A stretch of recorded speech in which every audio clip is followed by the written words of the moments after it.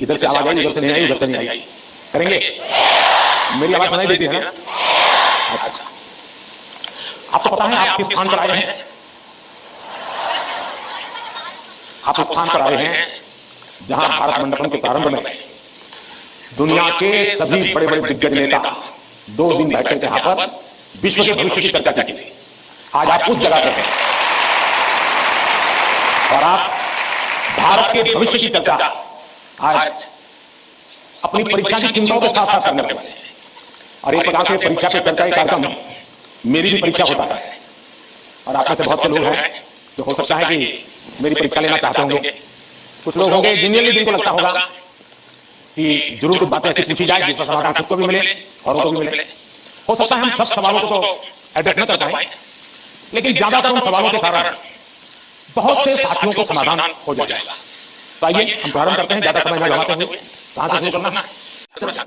आप देखेंगे एकदम से माहौल बन जाएगा। और इसलिए पहली बात यह है, परीक्षा के समय तनाव दूर करने के लिए क्या करना, उसके लिए मैंने बहुत कुछ कह दिया, मैं उसको रिपीट नहीं करता हूं। लेकिन अगर वर्ष भर आपका उसके साथ नाता रहता है, मैं तो कभी तो पूछता हूं कि भाई आप 30 साल से टीचर है, जो पहली बार आप यहाँ पढ़ाई करके होंगे शुरू में, अब उनकी शादी हो गई होगी, क्या कोई आपका स्टूडेंट अपना शादी का देना आया था? 99% टीचर मुझे कहते हैं नहीं, कोई स्टूडेंट नहीं आया। मतलब हम जॉब करते थे, हम जिंदगी नहीं बदलते थे। टीचर का काम जॉब बदलना नहीं है, टीचर का काम जॉब करना नहीं है, टीचर का काम जिंदगी को संवारना है, जिंदगी को सामर्थ्य देना है और वही परिवर्तन लाता है। धन्यवाद। और आराम से बैठिए मस्ती से, जरा पुरानी कोई हंसी मजाक की चीजें हैं तो उसको जरा याद कर लीजिए और दोस्ती बगल में एक चुटकुला सुना दीजिए। हंसी मजाक में 5-10 मिनट बता दीजिए, कुछ नहीं है जानकार में, कम से कम डीप ब्रीथिंग करिए, बहुत गहरा सांस लीजिए, धीरे धीरे 8-10 मिनट खुद के लिए जिए, खुद में खो जाइए, एग्जाम से बाहर निकल जाएंगे। और फिर जब आपके हाथ में क्वेश्चन पेपर आएगा तो आप कंफर्ट होंगे। वरना क्या होता है, वो आया नहीं, वो देखा नहीं, वो कहता है बना नहीं, टीचर कहां देता है, सीसीटीवी कैमरा है, अरे आपका काम है सीसीटीवी कैमरा किसी भी कोने में पड़ा है, क्या लगता है? हम इन्हीं चीजों में लगते रहते हैं और वही बिना कारण हमारी शक्ति समय वेस्ट कर रहा है। हमने खुद में ही खोए रहना चाहिए। और जैसा ही क्वेश्चन पेपर आ गया है तो कभी कभी आपने देखा होगा कि अगर आप फर्स्ट बेंच पर आपका नंबर आया है लेकिन क्वेश्चन पेपर वो पीछे से बांटना शुरू करता है तो आपका दिमाग खुल रहा है, देखिए मेरे से डिपार्टमेंट चाहिए उसको मिलेगा, मुझे डिपार्टमेंट बाद में मिलेगा। ऐसा ही होता है ना, ऐसा होता है ना। अब ऐसी चीजों में अपना दिमाग खपाओगे कि पहले क्वेश्चन पेपर मुझे मिला, 20 नंबर के बाद मिला, तो आप अपने एनर्जी आप परिस्थिति को पलट नहीं सकते कि वहां से आप खड़े होकर कहते थे पहले मेरे से दो, ऐसा नहीं कर सकते। तो आपको पता है ऐसा होता है, ऐसे ही अपने आप को एडजस्ट कर लेना चाहिए। एक बार आप ये अगल बगल की सारी दुनिया, और हम बचपन से पढ़ते तो आए हैं, वो अर्जुन को पक्षी की आंख वाली कथा तो सुनते रहते थे, लेकिन जीवन में आता है तो नहीं, पैर भी दिखता है, पत्नियां भी दिखती है, तब आपको वो पक्षी की आंख नहीं दिखती है। आप भी मन में कथाएं सुनते हैं, पढ़ते हैं, जीवन में अलग अलग होता है। तो पहली बात तो यह है कि इन सारी बाह्य चीजों से आप दूसरा, परीक्षा में घबराहट का कभी कारण यह होता है, कभी लगता है समय कम पड़ गया, कभी लगता है कि अच्छा होता मैं वो क्वेश्चन पहले कर लेता। तो इसका उपाय है पहले एक बार पूरा क्वेश्चन पेपर पढ़ लीजिए, फिर मन से तय कीजिए कि किस आंसर में कितना मिनट मोटा मोटा रहेगा और उसी प्रकार से अपना समय तय कर लीजिए। अब खाना खाते हैं, खाना नहीं बैठे तो घड़ी देखते थोड़ा 20 मिनट खाना खाना, खाते खाते आदत हो ही जाती है, 20 मिनट हो गया खाना नहीं हो गया, इसके लिए कोई घड़ी और कोई बेल थोड़ा बचा है कि चलो आप खाना शुरू करो, अब खाना बंद करो, ऐसा होता नहीं। तो ये प्रैक्टिस। दूसरा मैंने देखा है आजकल जो सबसे बड़ी समस्या है जिसके कारण समझ, आप मुझे बताइए, आप एग्जाम देने जाते हैं, मतलब आप फिजिकली क्या करते थे? आप फिजिकली पेन हाथ में पकड़ के लिखते थे, यही करते थे, दिमाग अपना काम करता है, आप क्या करते लिखते थे। आज के युग में आईपैड के कारण, कंप्यूटर के कारण, मोबाइल के कारण मेरी लिखने की आदत धीरे धीरे कम हो गई है। जब एग्जाम में लिखना होता है, इसका मतलब हुआ मुझे अगर एग्जाम के लिए तैयार करना है तो मुझे अपने आप को लिखने के लिए भी तैयार करना है। आजकल बहुत कम लोग हैं जिनको लिखने की आदत है। अब इसलिए डेली जितना समय आप अपने पठन पाठन में लगाते हैं स्कूल के बाद, उसका मिनिमम 50% टाइम आप खुद अपनी नोटबुक के अंदर कुछ न कुछ लिखेंगे, हो सके तो उस विषय पर लिखेंगे और 3 बार 4 बार खुद का लिखा हुआ पढ़ेंगे और खुद का लिखा हुआ करेक्ट करेंगे। तो आपका जो इंप्रूवमेंट होगा किसी की मदद बिना इतना बढ़िया हो जाएगा कि आपको बाद में लिखने की आदत हो जाएगी। तो कितने पेज पे लिखना, कितना लिखने में कितना समय जाता है, ये आपकी मास्टरी हो जाएगी। कभी कभी मन से विषय आपको लगता है ये मुझे आता है, जैसे आप मान लीजिए कोई बड़ा प्रसिद्ध कोई गाना सुन रहे हैं, गाना बज रहा है तो आपको लगता है ये गाना बन जाता है क्योंकि आपने बहुत सुना है, लेकिन एक बार गाना बंद करके जरा कागज पे लिखो गाना आता है क्या, तो पता चला नहीं यार, सुनते समय जो मेरा कॉन्फिडेंस था, मुझे अच्छा लगता था, हकीकत में मुझे आता नहीं था, मुझे वहां से प्रॉम्प्टिंग होती थी, इसलिए मुझे वो लाइन याद आ जाती थी और उसमें भी परफेक्ट शब्द के समझ में जो बात आएगी तो मैं पीछे रह जाऊंगा। मेरी आज की पीढ़ी के साथियों से बहुत बड़ा आग्रह है कि कृपा करके आपकी एग्जाम में एक बड़ी चैलेंज होती है लिखना, कितना याद रहा, सही रहा, गलत रहा, सही लिखते हैं गलत, तो वो बात का विषय है। आप अपना ध्यान प्रैक्टिस में इस पर कीजिए। अगर ऐसी कुछ चीजों पर अगर आप ध्यान केंद्रित करेंगे, मुझे पक्का विश्वास है कि एग्जाम हॉल में बैठने के बाद जो अनकंफर्ट प्रेशर फील करते हैं वो आपको लगेगा ही नहीं, क्योंकि आप आदि हैं, अगर आपको तैरना आता है तो पानी में जाने से डर नहीं लगता है, क्योंकि आप तैरना जानते हैं। आपने किताबों में तैरना ऐसे होता है और आप सोचते हैं पढ़ा पे आप पहले ऐसे करते थे, दूसरा चौथा, तो फिर आपको लगता है पहले हाथ पैर दिमाग से खत्म कर लिया, अंदर जाते हुए मुसीबत शुरू हो जाती है। लेकिन जिसे पानी में ही प्रैक्टिस शुरू कर दी, उसको कितना ही गहरा पानी का हो, उसको भरोसा होता है मैं पार हो जाऊंगा। और इसलिए प्रैक्टिस बहुत आवश्यक है, लिखने की प्रैक्टिस बहुत आवश्यक है। अब लिखना जितना होगा साथ में ज्यादा आएगी, आपके विचारों में भी साथ में जाएगी। और अपनी लिखी हुई चीज को 3 बार 4 बार पढ़ के खुद करेक्ट कीजिए। जितना ज्यादा खुद करेक्ट करोगे, आपकी उस पर ग्रिप बहुत ज्यादा आएगी, तो आपको अंदर बैठ करके कोई प्रॉब्लम नहीं होगा। दूसरा, अगल बगल में वो बड़ी स्पीड से लिख रहा है, मैं तो तीसरे क्वेश्चन पे अड़ा हुआ हूं, वो तो 7वें पर चला गया, दिमाग इतना मत खपाइए बाबा, वो 7 में पहुंचे 9 में पहुंचे करे न करे, वो पता नहीं वो सिनेमा की स्टोरी लिखता होगा। तुम अपने पर भरोसा करो, तुम अपने पर भरोसा करो। अगल बगल में कौन क्या करता है छोड़ो। जितना ज्यादा अपने आप पर फोकस करोगे, उतना ही ज्यादा आपका क्वेश्चन पेपर पर फोकस होगा। जितना ज्यादा क्वेश्चन पेपर पर फोकस होगा, इतना ही आपके आंसर के एक शब्द पर हो जाएगा और अल्टीमेटली आपको परिणाम उचित मिल जाएगा। धन्यवाद।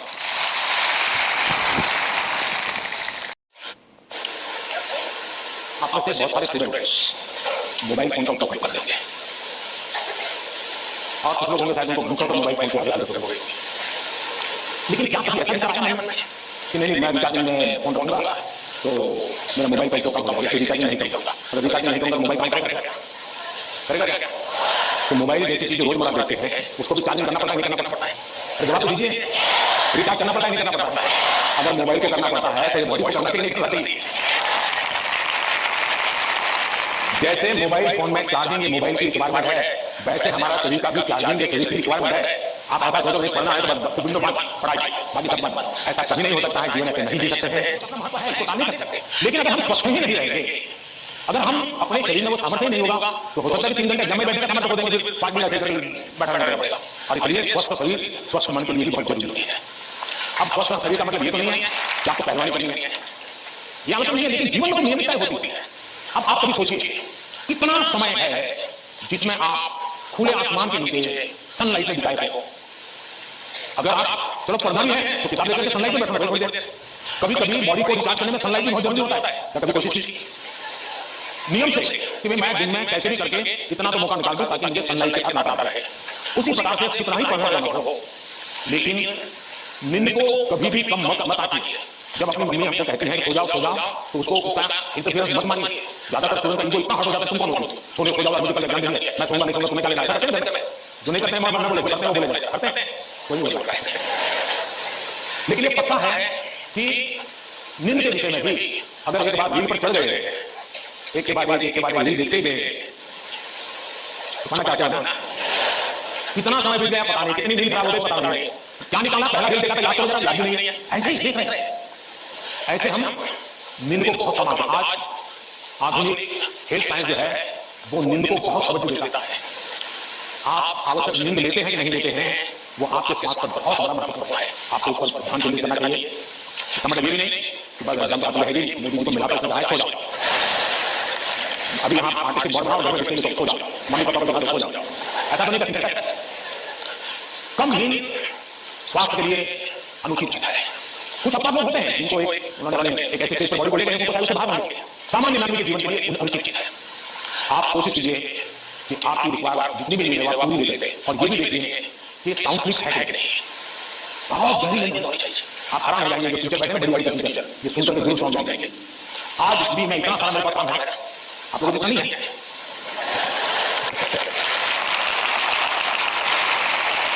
लेकिन 365 कोई बात नहीं। अगर मैं बिस्तर पर लेता नहीं कि 30 सेकंड में डीप स्लीप की तरफ नहीं चला गया, 30 सेकंड लगता है। आप में से बहुत छोटे अभी होंगे तो इधर उधर मिल जाएगा। क्यों? मेरा बाकी जो जागृत अवस्था समय है उसमें बहुत जागृत रहता है। तो जब जागृत हूं तो पूरी तरह जागृत हूं, जब सोया हूं तो पूरी तरह सोया हूं। और वो बैलेंस जो बड़ी आदमी लोग परेशान होते हैं तो नींद नहीं आधा घंटा करते रहते हैं, और ये आप एक्टिव कर सकते हैं। फिर एक विषय है न्यूट्रिशन, संतुलित आहार। और आप जिस उम्र में हैं उस उम्र में जिन चीजों की जरूरत है वो आपके आहार में है कि नहीं है। एक चीज पसंद है खाते रहते हो, पेट भर जाता है, कभी मन भर जाता है, लेकिन शरीर की आवश्यकताएं पूरी नहीं करता है। 10th 12th का कालखंड ऐसा है जब आपके पास एग्जाम का वातावरण है तो एक बार तय कीजिए कि मेरे शरीर को जितनी रिक्वायरमेंट है मैं लेते हैं। माँ बाप भी बच्चे को ऐसा करते नहीं, आज तो हलवा बनाया ज्यादा खा ले। कभी माँ बाप को भी लगता है कि क्वांटिटी ज्यादा खिला दी तो बच्चा खुश है नहीं। उसके शरीर और इसके लिए कोई अमीरी गरीबी का मुद्दा नहीं है। जो उपलब्ध चीजें होती हैं उसी में तो मिल जाता है, उसमें सारी चीजें रहती हैं। कम से कम खर्च वाली भी चीजें होती हैं जो हमारे न्यूट्रिशन को कैटर कर सकती है। और इसलिए हमारे आहार में संतुलन ये भी स्वास्थ्य के लिए उतना ही जरूरी है। और फिर एक्सरसाइज, हमने पहलवानी वाली एक्सरसाइज करें ना लेकिन फिटनेस के लिए एक्सरसाइज करना चाहिए। जैसे डेली टूथब्रश करते हैं ना, वैसे ही नो कॉम्प्रोमाइज एक्सरसाइज करनी चाहिए। मैंने तो बच्चे ऐसे देखे, वो छत पे चले जाते हैं, किताबें चलते हैं और पढ़ते रहते हैं, दोनों काम कर लेते हैं, कुछ गलत नहीं है। वो पढ़ता भी है और अपना धूप के अंदर चल भी लेता है, एक्सरसाइज भी हो जाती है। कोई ऐसा रास्ता निकालना चाहिए जिसमें आपकी फिजिकल एक्टिविटी होती रहती है। 5 minute 10 minute dedicated physical activity करनी ही चाहिए, ज्यादा कर सकते हैं। अगर इन चीजों को सहज रूप से आप लाएंगे, एग्जाम के तनाव के बीच सब कुछ करेंगे, वो नहीं करेंगे तो नहीं चलेगा। संतुलित करिए, आपको बहुत फायदा होगा। धन्यवाद। पीएम सर, आपने एग्जाम वॉरियर में भी हमें यही संदेश दिया है, जितना खेलोगे उतना खिलोगे। Thank you PM sir. मुझे नहीं लगता आप स्वयं कंफ्यूज है, आप स्वयं उलझन में है, मुझे नहीं लगता है। हकीकत यह है कि आपको अपने पर भरोसा नहीं है, आपका अपने सोचने के संबंध में दुविधा है, और इसलिए आप 50 लोगों को पूछते रहते हैं क्या लगता है, क्या लगता है, आप खुद को जानते नहीं है, और उसके कारण आप किसी के एडवाइस पर डिपेंडेंट रहते हो। और जो व्यक्ति ज्यादा अच्छा लगता है आपको, और जो एडवाइस आपको सबसे सरल लगती है, आप उसी को एडॉप्ट कर लेते हो। अब जैसे मैंने कहा कि खेलो, तो बहुत कुछ होंगे, बहुत बात लेकर के घर जाएंगे। मोदी जी ने कहा है खेलो खेलो खेलो खेलो, अब मैं पढ़ूंगा नहीं बस, तो उसने अपनी चीज पसंद कर दी है। मैं समझता हूं कि सबसे बुरी जो स्थिति है वो कंफ्यूजन है और निर्णायकता है।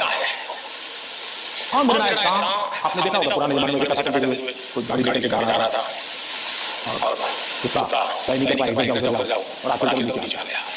यही होता है, अगर उसको पता है मैं उधर चला जाऊँ, हो सकता है वो ड्राइवर भी उसको बचा ले, क्योंकि आगे तो ड्राइवर कितना एक्सपर्ट होगा नहीं बचा पाएगा।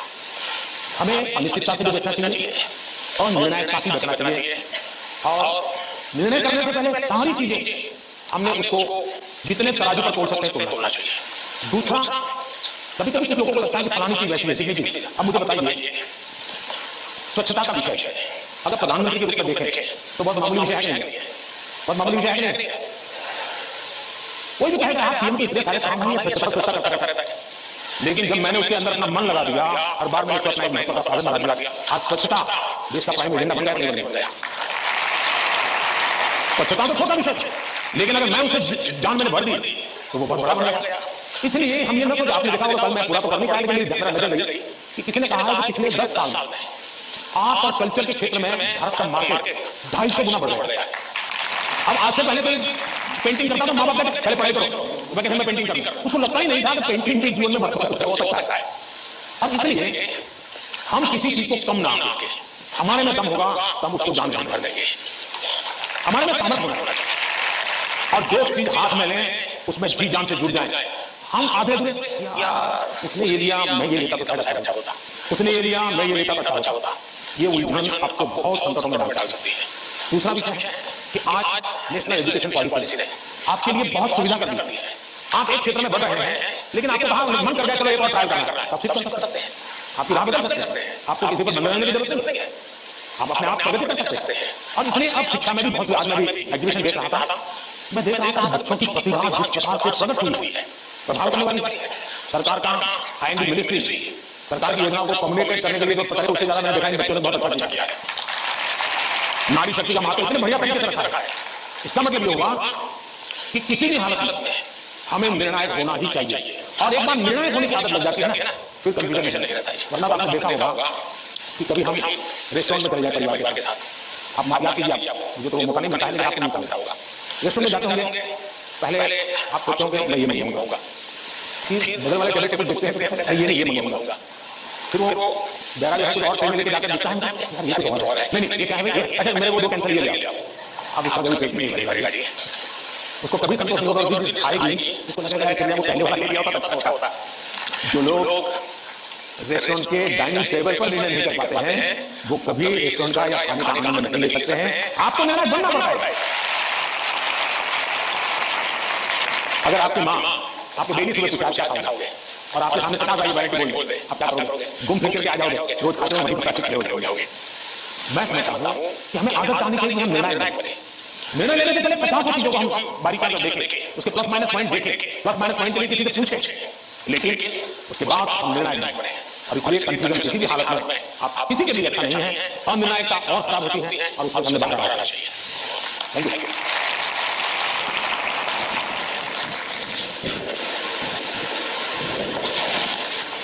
सर, निर्णय की स्पष्टता में ही सफलता निहित है। आपका यह कथन सदा याद रहेगा। धन्यवाद। मुझे नहीं लगता आप स्वयं कंफ्यूज है, आप स्वयं उलझन में है, समझ नहीं लगता है। हकीकत यह है कि आपको अपने पर भरोसा नहीं है, आपका अपने सोचने के संबंध में दुविधा है, और इसलिए आप 50 लोगों को पूछते रहते हैं क्या लगता है, क्या लगता है, आप खुद को जानते नहीं है, और उसके कारण आप किसी के एडवाइस पर डिपेंडेंट रहते हो, और जो व्यक्ति ज्यादा अच्छा लगता है आपको और जो एडवाइस आपको सबसे सरल लगती है आप उसी को एडॉप्ट कर लेते हो। अब जैसे मैंने कहा कि खेलो, तो बहुत कुछ होंगे, बहुत बात लेकर के घर जाएंगे, मोदी जी ने कहा है खेलो खेलो खेलो खेलो, अब मैं पढ़ूंगा नहीं बस, तो उसने अपनी चीज पसंद कर दी है। बस मैं चाहूं कि सबसे बुरी जो स्थिति है ना वो कंफ्यूजन है और निर्णायकता है। और निर्णायकता आपने देखा होगा पुराने जमाने में कैसा करते थे, कोई गाड़ी लेकर के जा रहा था और कुत्ता सही नहीं कर पाएगा जाओ और आखिर में नीचे आ गया। यही होता है, अगर उसको पता है ना उधर चला जाओ, हो सकता है वो ड्राइवर भी उसको बचा ले, तो ड्राइवर कितना एक्सपर्ट होगा नहीं बचा पाएगा। हमें अनिश्चितता से भी बचना चाहिए और निर्णायकता से बचना चाहिए, और निर्णय करने से पहले सारी चीजें हमने उसको जितने तराजू पर तोल सकते हैं तोलना चाहिए। दूसरा, कभी कभी कुछ लोगों को लगता है कि फलानी चीज वैसी वैसी नहीं थी। अब मुझे बताइए, स्वच्छता का विषय अगर प्रधानमंत्री के रूप में देखें तो बहुत मामूली विषय है नहीं, बहुत मामूली विषय है नहीं। कोई भी कहेगा पीएम के इतने सारे काम नहीं है, स्वच्छता करता रहता है, लेकिन जब मैंने उसके अंदर अपना मन लगा दिया हर बार मैंने अपना एक महत्व का साधन बना दिया, आज स्वच्छता देश का प्राइम एजेंडा बन गया। स्वच्छता तो छोटा विषय, लेकिन अगर मैं उसे जान मैंने भर दी तो वो बहुत बड़ा बन गया। इसलिए हमने ना कुछ आपने देखा होगा, कल मैं पूरा तो कर नहीं पाया, लेकिन मेरी नजर गई कि किसी ने कहा कि पिछले 10 साल में आर्ट और कल्चर के क्षेत्र में भारत का मार्केट 250 गुना बढ़ गया है। अब आज से पहले तो पेंटिंग करता था, माँ बाप कहते पहले पढ़ाई करो, मैं कहते मैं पेंटिंग करूंगा, उसको लगता ही नहीं था कि पेंटिंग के जीवन में हो सकता है।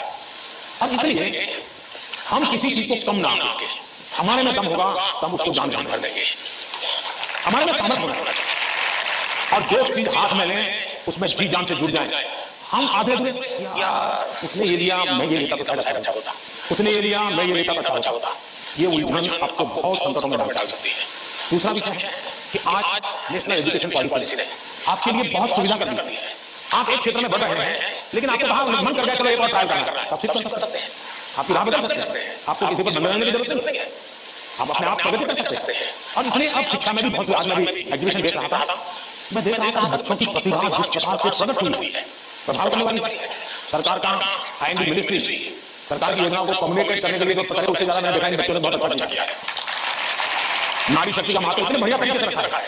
इसका मतलब ये होगा कि किसी भी हालत में हमें निर्णायक होना ही चाहिए, और एक बार निर्णायक होने की आदत लग जाती है ना फिर कंफ्यूजन नहीं रहता है। वरना आपने देखा होगा कि कभी हम रेस्टोरेंट में चले जाए परिवार के साथ, आप याद कीजिए, मुझे तो मौका नहीं मिलता है लेकिन आपको नहीं मिलता होगा, रेस्टोरेंट में जाते होंगे, पहले आप सोचोगे मैं ये नहीं मंगाऊंगा, फिर बगल वाले टेबल पे देखते हैं ये नहीं ये मंगाऊंगा, फिर वो जगह जो है कुछ और टेबल लेके जाकर देखता है यार ये कुछ और है, नहीं ये क्या है, अच्छा मेरे वो 2 कैंसिल ये ले आओ, अब उसका कभी पेट में नहीं भरेगा जी, उसको कभी संतोष नहीं होगा, खाएगी उसको लगेगा कि वो पहले वाला ले लिया होता अच्छा होता।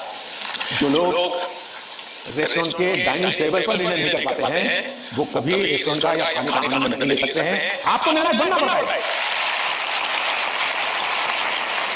अगर आपकी माँ आपको डेली सुबह कुछ क्या खाओगे और आपके सामने 50 वैरायटी बोल दे, आप क्या करोगे? घूम फिर के आ जाओगे, रोज खाते हो वहीं हो जाओगे।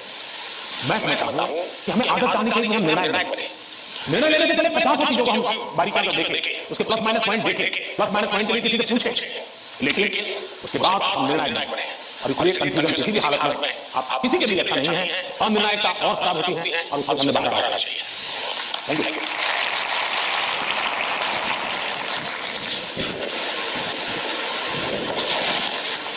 सर, निर्णय की स्पष्टता में ही सफलता निहित है। आपका यह कथन सदा याद रहेगा। धन्यवाद।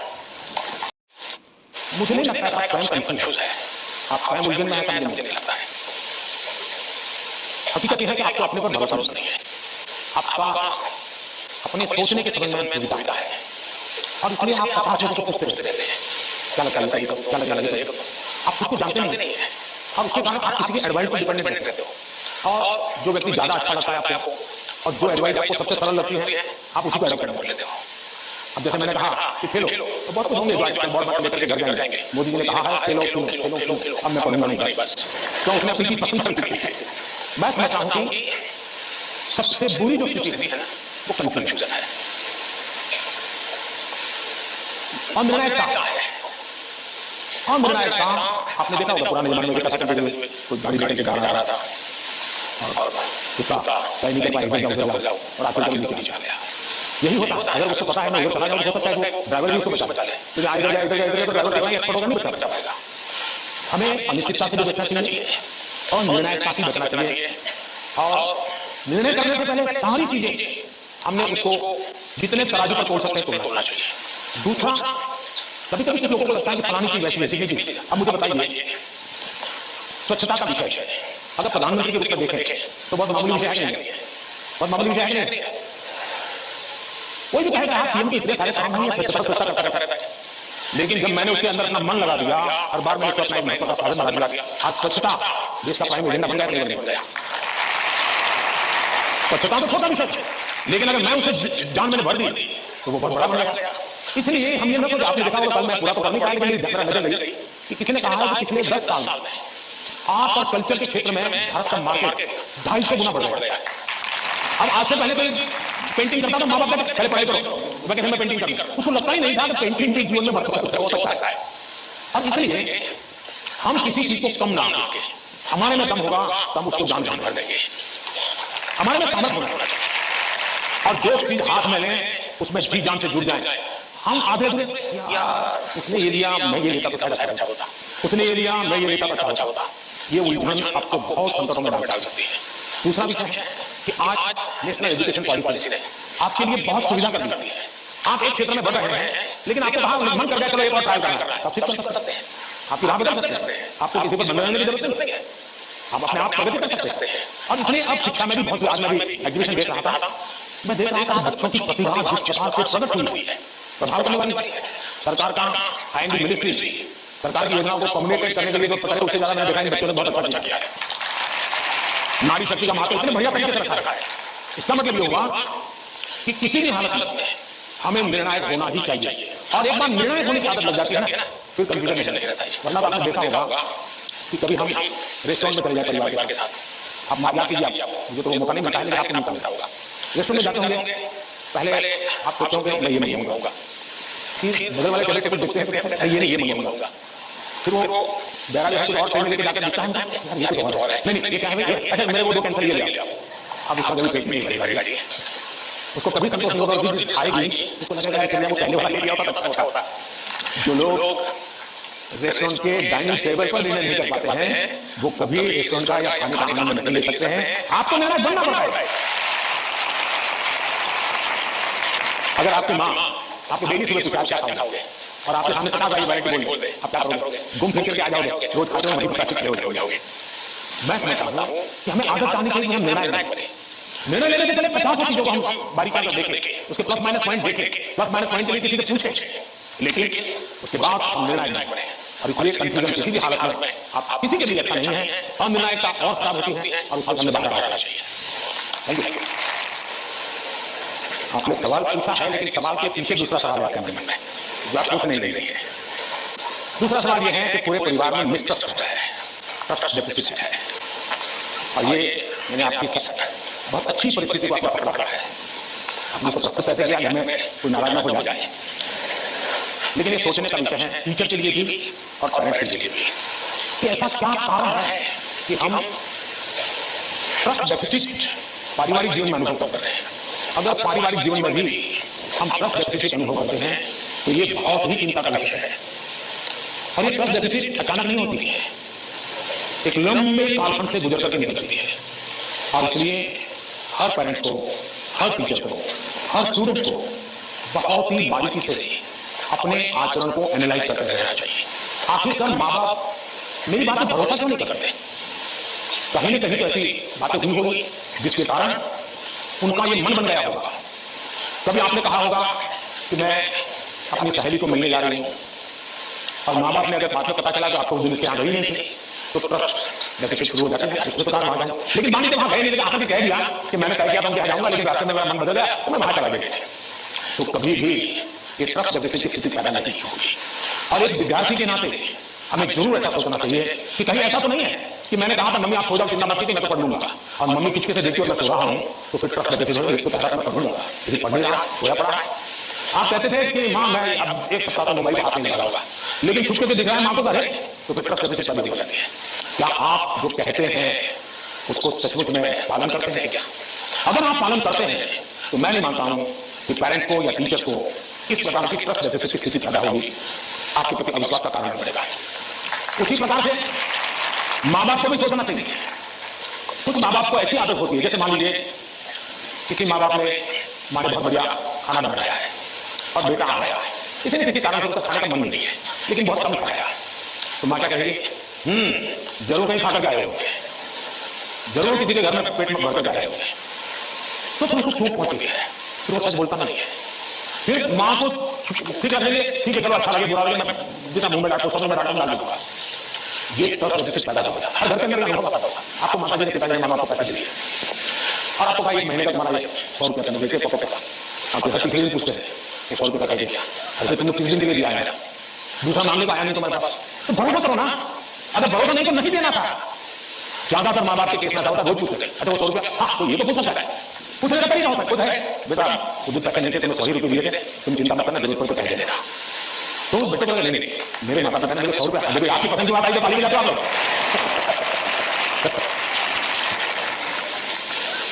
अगर वही सवाल पूछे 100 का क्या कहते तो बेटा कहेगा ना माँ बिल्कुल नहीं, मेरे पास पैसे हैं सफिशिएंट है। यानी हमारा एक दूसरे के बीच बात करने का तरीका कैसा है। ये चीजें सामान्य जीवन में जो अनुभव आती हैं वो फिर धीरे धीरे एजुकेशन सिस्टम के साथ रोजमर्रा की हमारी क्या होती है उसके टकराव में कन्वर्ट हो जाती है। फिर कहा मार्क्स होना है, तुम पढ़ते नहीं होंगे, ध्यान देते नहीं होंगे, क्लास में बैठते नहीं होंगे, अपने दोस्तों के साथ गप्पे मारते होंगे, हो सकता है वो कहते हैं सिनेमा तक देखते चले होंगे, मोबाइल फोन पर रील देखते होंगे, फिर वो कुछ न कुछ कहना शुरू हो जाता है, फिर दूरी मिल जाती है। पहले ट्रस्ट खत्म हो जाता है, फिर दूरी मिल जाती है और ये दूरी कभी कभी बच्चों को डिप्रेशन की तरफ धकेल देती है। अब इसलिए माँ बाप के लिए बहुत आवश्यक है। उसी प्रकार से टीचर्स ने भी बच्चों के साथ इतना खुलापन रखना चाहिए, सहज रूप से अपनी बात कह सके। अगर उसको कोई सवाल समझ में नहीं आया तो कोई टीचर हल्का कर देगा, मुझे कुछ समझ नहीं आ रहा है तो बाकी विद्यार्थियों का टाइम करना कर बैठो। कभी कभी क्या करते हैं टीचर भी, तो 4-5 होनहार बच्चे होते हैं ना, उनको वो बहुत प्रिय लगते हैं, उनसे उनका मन लग जाता है। बाकी क्लास में 20 बच्चे हैं 30 बच्चे हैं, वो जाने का जाने ये 2-4 में अपना मन लगा देते हैं, सब चीजें भाई यूनिटी करते रहते हैं, वही ले लेते हैं। अब आप उसको कितना आगे ले जा पाते हैं तो अलग बात है, लेकिन बाकी जो है वहां से नीचे गिरा देते हैं। इसलिए कृपा करके आपके लिए सभी स्टूडेंट समान होने चाहिए, सबके साथ इक्वली। हाँ जो तेज होगा वो अपने आप अपने से जो अमृत वो ले लेगा, लेकिन जिसको सबसे ज्यादा जरूरत है उसके प्रति अगर आप चिंता करें, और उसमें भी मैं मानता हूं कि दोनों की तारीफ कीजिए। कभी एक बच्चा बिल्कुल ठीक है पढ़ने में, फिर उसका हैंड राइटिंग अच्छे है तो उसकी स्पीड पे जाकर अरे यार क्या बढ़िया लिखते हो तो कितने हैंड राइटिंग बहुत अच्छे हैं, क्या बातें चल रही। कभी ऐसा एकदम कपड़ा बहुत अच्छा है, उसके अंदर कॉन्फिडेंस बढ़ होगा, वो आपके साथ सुनने लग जाएगा, आपसे बातें करने लगेगा, ये आपके प्रति मेरे प्रति उनका ध्यान है। अगर ये सहज वातावरण बन जाएगा तो मैं नहीं मानता हूं कि, लेकिन ये विद्यार्थियों का उतना ही दायित्व है, हमें आपको चिंतन करना चाहिए कि मेरी ऐसी कौन सी बातें थी जिसमें मेरे घर के लोगों का मुझ पर से भरोसा उठ गया। ये किसी भी हालत में हमारे आचरण से हमारे परिवार के हमारे टीचर का हमसे भरोसा उठानी चाहिए। हमसे कुछ नहीं हुआ तो कहना चाहिए। दूसरा मुझे लगता है कि परिवार में एक प्रयोग कर सकते हैं। मान लीजिए आपका बेटे या बेटी के 5 दोस्त हैं, तय कीजिए कि महीने में एक बार 2 घंटे वो 5 परिवार किसी एक परिवार में एकत्र होंगे, दूसरे महीने दूसरे परिवार में बिल्कुल गेट टुगेदर करेंगे। और उसमें बच्चे बूढ़े कम हो गया, यानी कि लोगों को घर छोड़ कर जाएंगे। 80 साल के माँ बाप भी फिजिकली फिट आ सकते हैं, उनको भी लेके आइए। और फिर तय कीजिए कि आज वो तो 3 नंबर का दोस्त है, उसकी माता जी एक कोई पॉजिटिव बुक पढ़ करके उसकी कथा सुनाएंगे। अगली बात है कि जो 4 नंबर का दोस्त है उसके पिताजी एक कोई पॉजिटिव मूवी देखा होगा, उसकी कथा सुनाएंगे। जब भी आप 1 घंटे का गेट टुगेदर करें, सिर्फ और सिर्फ उदाहरणों के साथ, किसी रेफरेंस के साथ पॉजिटिव चीजों की चर्चा करें, वहां के किसी के रेफरेंस से नहीं। आप देख लेना धीरे धीरे वो पॉजिटिविटी पर्कुलेट होगी, और यही पॉजिटिविटी सिर्फ आपके बच्चों के प्रति नहीं, अंदर अंदर में ऐसा ट्रस्ट का वातावरण बना देगी कि आप सब एक इकाई बन जाएंगे, एक दूसरे के मददगार बन जाएंगे। और मैं मानता हूं ऐसे प्रयोग करते रहना चाहिए। धन्यवाद। हमारे यहाँ शास्त्रों में भी कहा गया है और सहज जीवन में भी कहा गया, किसी भी चीज का अति किसी का भला नहीं करता है। हर चीज उसका एक मानदंड होना चाहिए, उसके आधार पर होता है। मान लीजिए माँ ने बहुत बढ़िया खाना खाया है, न्यूट्रिशन की दृष्टि से ठीक है, टेस्ट आपकी पसंद का है, समय भी खाने का है, लेकिन बस खा रहे हैं, माँ परोस नहीं है। क्या ये संभव है? क्या संभव है? क्या कभी कभी आप माँ तो नहीं, माँ बहुत हो गया, नहीं खाता, करते नहीं करते। अपनी प्रिय खाना था, हर प्रकार से न्यूट्रिशन वैल्यू वाला था, वो समय भी ऐसा था, खाने का वक्त था, फिर भी एक स्टेज आ जाता है जब वो खाना आपके लिए तकलीफ कर सकता है, वोमिटिंग कर देगा, हेल्थ खराब कर देगा, आपका कितना ही प्रिय खाना आपको रुकना पड़ेगा, रुकना पड़ता नहीं रुकना पड़ता। वैसे ही मोबाइल के ऊपर कितना ही प्रिय चीजें कितनी की जाती हो, लेकिन कुछ तो समय तय करना पड़ेगा। अगर आप, मैंने देखा है आजकल बहुत से लोगों को जब भी देखो लगे पड़े, आपने देखा होगा मेरे हाथ में कभी बहुत रह से मोबाइल फोन मेरे हाथ में होता है, क्योंकि मुझे मालूम है कि मेरे समय का मुझे सर्वाधिक उपयोग क्या करना है। जबकि मैं भी मानता हूं कि इन्फॉर्मेशन के लिए मेरे लिए एक बहुत आवश्यक साधन भी है, लेकिन उसका कैसे उपयोग करना, कितना करना, इसका मुझे विवेक होना चाहिए। और ये दोनों जो पेरेंट्स की चिंता है वो इन दो की नहीं है, हर पेरेंट्स की चिंता है। शायद ही कोई अपवाद होगा। जो माँ बाप खुद भी दिन भर मोबाइल में अटके रहते होंगे ना, वो भी चाहते होंगे कि बेटा इसे बचे। और आपने देखा होगा सबसे बड़ी बात, आपके जीवन को बहुत कुंठित कर देता है। अगर आप परिवार में देखोगे कि घर के 4 लोग 4 कोने में बैठे हैं और एक दूसरे को मैसेज फॉरवर्ड करते हैं, वो करके मोबाइल में दिखाते देखने नहीं आया देखो सिक्रेसी। ये इसके कारण एक बहुत बड़ा अविश्वास पैदा करने में भी एक साधन बन गया है। अगर माँ ने मोबाइल फोन को हाथ लगा दिया, बता गया घर में तूफान, तुम कौन होती मेरे मोबाइल को हाथ लगाने वाली, यही हो जाता है। मैं समझता हूँ कि परिवार में कुछ नियम होंगे, जैसे खाना खाते समय डाइनिंग टेबल पर कोई इलेक्ट्रॉनिक गैजेट नहीं होगा, मतलब नहीं होगा। सब लोग खाना खाते समय गप्पे मारेंगे, बातें करेंगे, खाना। ये हम डिसिप्लिन फॉलो कर सकते हैं। घर के अंदर मैंने पहले भी कहा है, दोबारा कहता हूं, नो गैजेट जोन। क्योंकि एक कमरे में कोई गैजेट कहते नहीं, हम बैठेंगे, बातें करेंगे, गप्पे मारेंगे। परिवार के अंदर ऊष्मा का वातावरण के लिए जरूरी है। तीसरा, हम हमारे खुद के लिए भी अब टेक्नोलॉजी से हम बच नहीं सकते हैं, टेक्नोलॉजी को बोझ नहीं मानना चाहिए, टेक्नोलॉजी से दूर भागना नहीं चाहिए, लेकिन उसका सही उपयोग सीखना उतना ही नहीं होगा। अगर आप टेक्नोलॉजी से परिचित हैं, आपके माता पिता को पूरा नॉलेज नहीं है, सबसे पहला आपका काम है आज मोबाइल पर क्या क्या अवेलेबल है उनसे चर्चा कीजिए, उनको एजुकेट कीजिए और उनको विश्वास में लीजिए कि देखिए मैथ में मुझे ये चीजें यहाँ मिलती हैं, केमिस्ट्री में मुझे ये मिलती हैं, हिस्ट्री में ये मिलती हैं, और मैं इसको देखता हूँ, आप भी देखिए। तो वो भी कुछ रुचि नहीं लेना, क्या होगा, हर बार उनको लगता होगा कि मोबाइल मतलब ये दोस्तों के साथ चिपका हुआ है, मोबाइल मतलब रील देख रहा है। अगर उनको पता चले इसमें ये पार्ट है, इसका मतलब ये नहीं कि माँ बाप को मूर्ख बनाने के लिए बढ़िया चीज दिखा दे और कुछ विश्वास करें, पता नहीं हो सकता है। हमने पूरे परिवार में पता होना चाहिए क्या चल रहा है। हमारे मोबाइल फोन का लॉक करने का जो नंबर होता है वो परिवार के सबको अगर पता हो तो क्या नुकसान होगा। परिवार के हर सदस्य को हर एक मोबाइल का अगर इतने ट्रांसफर किया जाए, आप काफी बुराइयों से बच जाएंगे, काफी बुराइयों से।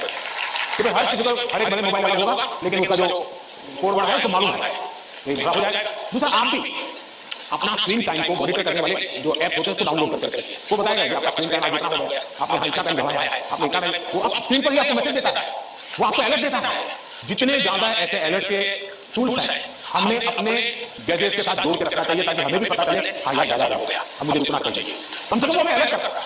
एट द सेम टाइम उसकी पॉजिटिव उपयोग कैसे कर सकते हैं। अगर मान लीजिए मैं कुछ लिख रहा हूँ लेकिन मुझे अच्छा शब्द मिल नहीं रहा है, तो मैं डिक्शनरी की मुझे जरूरत है, मैं डिजिटल व्यवस्था का उपयोग करके उसका लाभ ले सकता हूँ। मान लीजिए कि मैं कर रहा हूँ और मुझे कोई अर्थमेटिक का सूत्र ध्यान नहीं आता है, क्योंकि मैंने डिजिटल सपोर्ट सिस्टम ले लिया, पूछ लिया उसको क्या हुआ, फायदा होगा। लेकिन अगर मैं जानता ही नहीं हूं कि मेरे मोबाइल में क्या ताकत है तो मैं क्या उपयोग करूंगा। और इसलिए मुझे तो लगता है कि कभी कभी क्लासरूम में भी मोबाइल के पॉजिटिव पहलू क्या क्या है, पॉजिटिवली उपयोग आने वाली कौन सी चीजें हैं, कभी 10-15 मिनट क्लासरूम में चर्चा करते हैं, कुछ मिनट अनुभव बताएगा कि मैंने उस वेबसाइट को देखा, हमारे स्टूडेंट्स के लिए अच्छी वेबसाइट है, मैंने उस वेबसाइट को देखा, फलाने सब्जेक्ट के लिए वहां अच्छी लर्निंग मिलती है, अच्छे डिस्कशन मिलते हैं। मान लीजिए टूर जा रही है कहीं पर, टूर प्रोग्राम हमारे पास है, बच्चे जा रहे हैं, चलो भाई हम जैसलमेर जा रहे हैं, सबसे कहा जाए जरा ऑनलाइन जाओ भाई, जैसलमेर का पूरा प्रोजेक्ट रिपोर्ट बनाओ, तो उसको पॉजिटिव उपयोग करने की आदत डालनी चाहिए। उसको लगना चाहिए कि तुम्हारी मदद में बहुत सी सारी व्यवस्था उपलब्ध है, तुम इसका उपयोग करो। जितना ज्यादा सकारात्मकता से आप उपयोग करोगे उतना आपको लाभ होगा। और मेरा आग्रह रहेगा कि हमने उससे दूर भी नहीं भागा है, लेकिन हमने हर चीज का विवेक से और पूरे परिवार में ट्रांसपेरेंसी से, जितनी ज्यादा ट्रांसपेरेंसी आएगी, ऐसे चुप करके देखना पड़ेगा मतलब गड़बड़ है, जितनी ट्रांसपेरेंसी आएगी उतना लाभ ज्यादा होगा। बहुत बहुत धन्यवाद। इसके कई जवाब हो सकते हैं। तो मुझे अच्छा लगा कि आपको पता है तो प्रधानमंत्री को कितना प्रेशर देना पड़ता है, वरना आपको तो लगता होगा हेलीकॉप्टर है, उनको क्या है जाना है, लेकिन आपको पता है हाथी हाथी सुबह शाम। दरअसल हर एक के जीवन में अपनी स्थिति से अतिरिक्त ऐसी बहुत सी चीजें होती हैं जिसको उसे मैनेज करना पड़ता है, जो उसने सोचा नहीं वैसी चीजें व्यक्तिगत जीवन में भी आ जाती है, परिवार जीवन में आ जाती है, और फिर उसको उसे भी संभालना पड़ता है। अब एक नेचर ऐसा होता है कि भाई बहुत बड़ी आंधी आई है, चलो कुछ पर बैठ जाए, निकल जाए। कुछ संकट आया है, नीचे मुंडी करो यार, समझ जाएगा। शायद ऐसे लोग जीवन में कुछ अचीव नहीं कर सकते। मेरी प्रकृति है और जो मुझे काफी उपकारक लगी है, मैं हर चुनौती को चुनौती देता हूं। चुनौती जाएगी, स्थितियां सुधर जाएगी, इसकी प्रतीक्षा करते हुए मैं खोया नहीं रहता। और उसके बाद मुझे नया नया सीखने को मिलता है। हर परिस्थिति को हैंडल करने का नया तरीका, नए प्रयोग, नई स्ट्रेटजी इवॉल्व करने का सहज मेरा मेरी विधा, मेरा अपना विकास हो जाता है। दूसरा, मेरे भीतर एक बहुत बड़ा कॉन्फिडेंस है। मैं हमेशा मानता हूं कि कुछ भी है, 140 करोड़ देशवासी मेरे साथ हैं।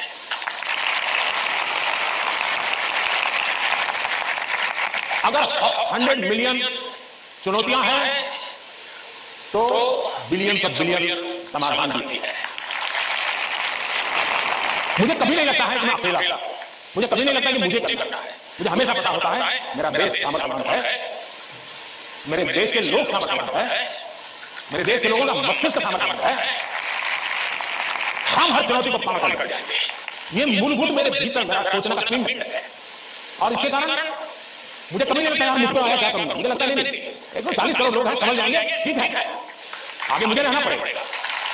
और गलत हुआ तो गाली मुझे खानी पड़ेगी, लेकिन मेरे देश का सामर्थ्य, और इसलिए मैं अपनी शक्ति देश के सामर्थ्य को बढ़ाने में लगा रहा हूं। और जितना ज्यादा मैं मेरे देशवासियों का सामर्थ्य बढ़ाता जाऊंगा, चुनौतियों को चुनौती देने की ताकत हमारी और बढ़ती जाएगी। अब हिंदुस्तान की हर सरकार को गरीबी के संकट से जूझना पड़ा है। हमारे देश में संकट है, लेकिन मैं डर करके बैठ नहीं गया। मैंने उसका रास्ता खोजा और मैंने एक सोचा कि सरकार होती कौन है जो गरीबी हटाएगी। गरीबी तो तब हटेगी जब मेरा हर गरीब तय करेगा अब मुझे गरीबी को परास्त करना है। अब वो सपने ही देखेगा तो होगा कि नहीं होगा। तो मेरी जिम्मेवारी बनती है कि मैं उसके सपने को पूरा करने के लिए सामर्थ्य बनाऊं, उसको पक्का घर दे दूं, उसको टॉयलेट दे दूं, उसको शिक्षा की व्यवस्था दे दूं, उसको आयुष्मान योजना का लाभ दे दूं, उसके घर से नल पहुंचा दूं। अगर मैं ये चीजों से जिसको रोजमर्रा की जिंदगी से उसको जूझना पड़ता है, अगर मैं उसको मुक्ति दिला देता हूं, उसको एम्पावर करता जाता हूं, वो भी मानेगा अब गरीबी गई, अब मैं उसको मारूंगा। और आप देखिए इस मेरे 10 साल के कार्यकाल में देश में 25 करोड़ लोग गरीबी से बाहर आए। अब यही चीज और लोग भी जैसे बिताया मैं भी बिता देता। और इसलिए मेरी कोशिश रहती है कि हम देश की शक्ति पर, देश के संसाधनों पर भरोसा करें। जब हम इन सारी चीजों को देखते हैं तो कभी हम अपने आप को अकेला महसूस नहीं करते। मैं क्या करूंगा, मैं कैसे करूं, अरे मैं चाय बेचने वाला इंसान क्या करूंगा, ऐसा नहीं सोच सकता हूं।